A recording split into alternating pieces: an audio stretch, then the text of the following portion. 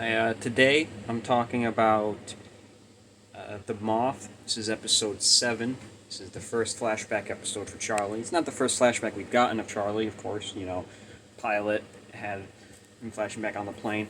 But this is the first full flashback episode we've gotten. Flashbacks in this episode just kind of establishes, just kind of like runs through his history briefly. Establishes the drug use and the relationship with his brother. But yeah, this episode. I mean, again, this is another really solid episode in the season. Uh, you know, we're 7 episodes in, and you haven't had anything that was necessarily bad, really. Even the last episode, House of the Rising Sun, which sure, I mean, it might have slowed down a little bit, but it was still a pretty solid episode. But yeah, this episode has a lot of emotional weight to it with Charlie's story and that overcoming that addiction. I almost wonder if they maybe could have drawn it out a little bit more, like him trying to beat the addiction spans a couple episodes. I don't know. I mean, I feel like because it was so short. I mean, not short, but like because we really only had one episode of him kind of beating the addiction. I almost feel like they compensated for that by having him continue to struggle later on in the show. Uh, I don't know. I mean, that's just me. I mean, it's not a problem, honestly, but there's a couple things worth mentioning here. This is our first instance of Scott and Steve, which you'll never know who's who. I'll have to talk about that at some point as well. I'm kind of curious as to how that whole thing started. If this was something they intended to do, because it's not really used as a joke here. It's just kind of like a one-off line by Michael. In the heat of the moment, confusion, whatever. I don't see it as necessarily something that might be brought back up. Scott and Steve doesn't really become a thing until one of them dies. Then that kind of becomes a thing at this point. This is the first episode we meet Liam, Charlie's brother, who shares the same name as me, so that's always something I focus about. And then this episode kind of has another trend that you'll see throughout Lost. It happens more significantly in a couple episodes from now. When you have these two storylines going on, usually there'll be like something crazy going on in one, and then on the other side of things, the other storyline will be like calm, right? So I mentioned in a couple episodes we're going to get Solitary, which is Saeed. Then the whole thing of that episode is Saeed and Rousseau, and Saeed's getting tortured. This whole episode, Saeed's getting tortured and interrogated by Rousseau. But the secondary storyline is the characters playing golf. It happens again in season 2, where the lockdown in the hatch happens. Locke is pinned under the door and the buttons beeping. Meanwhile, they're having a good time on the beach playing poker. I mean, this is kind of like that. I mean, obviously they're not like having fun or relaxing, but you do have Saeed and Kate and Shannon having this sort of like side quest thing, find the source of the distress signal, which Jack brings out a pretty good point.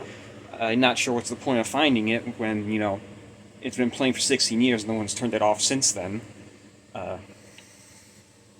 feel like the others would have turned it off just for the sake of it. I mean, they know that no one's going to hear it, so, I mean, I don't know, save power, turn it off anyway. I mean, you gotta assume Rousseau's kind of given up at this point. But, yeah. And I talk again about how these episodes kind of flow into each other. After this, we're going to get Confidence Man, which is Sawyer's first episode. And there's a couple of ways where this flows into the next episode. I mean, most obvious is just the interactions we have with Sawyer. You get a lot of interactions between Sawyer and Kate, and you're seeing that dynamic a little bit more. So, of course, that's going to carry over.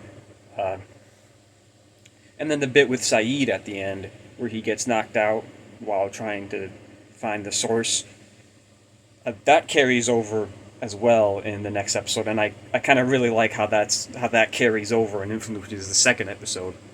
I mean, the next episode, not the second episode.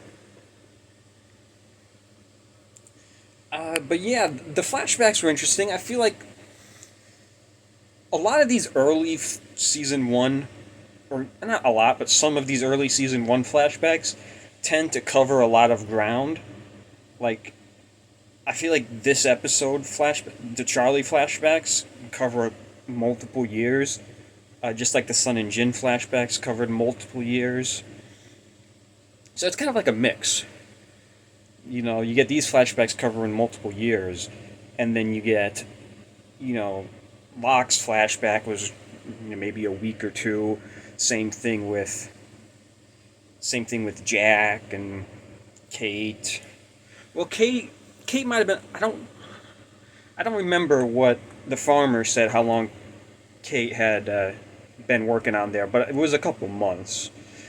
It wasn't years. At most, it was a year, maybe like a year plus.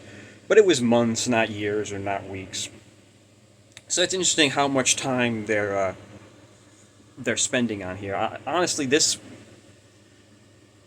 might be the most amount of time covered in the flashback area, because Liam has a whole ass kid by the time we see him again when he's in Sydney. We don't really cover all that. I think the Charlie flashback episodes. I mean, the Charlie flashback episode, this one, it leaves a lot of like stuff open there. The whole thing with Liam and his son, and the falling out of Drive Shaft, Liam getting clean. There's a lot of like stuff that you can fill in, which you see in a couple of these flashback episodes as well. Obviously, with the Sun and Jin, you get Jin's side of things, and then there's still a little bit unknown with Kate and Jack's flashback. The falling out Jack had with his father. Still the titular what Kate did that we're going to get eventually. But yeah, I don't know. I feel like I'm not talking about this episode that much. But you had a chance in this episode for Michael to step up. He gets the background in construction. But it was a solid episode as well. I mean, it had a lot of emotional impact to it. It was really good. Again, it's nice to see some of this Locke stuff. We get a lot of this Locke and Charlie interaction throughout the show, so that's good, kind of building it off there.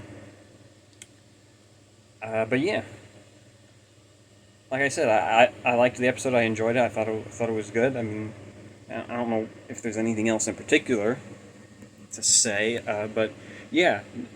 Up next, we're going to have Confidence Man, Sawyer's first flashback episode. So I'll see you then.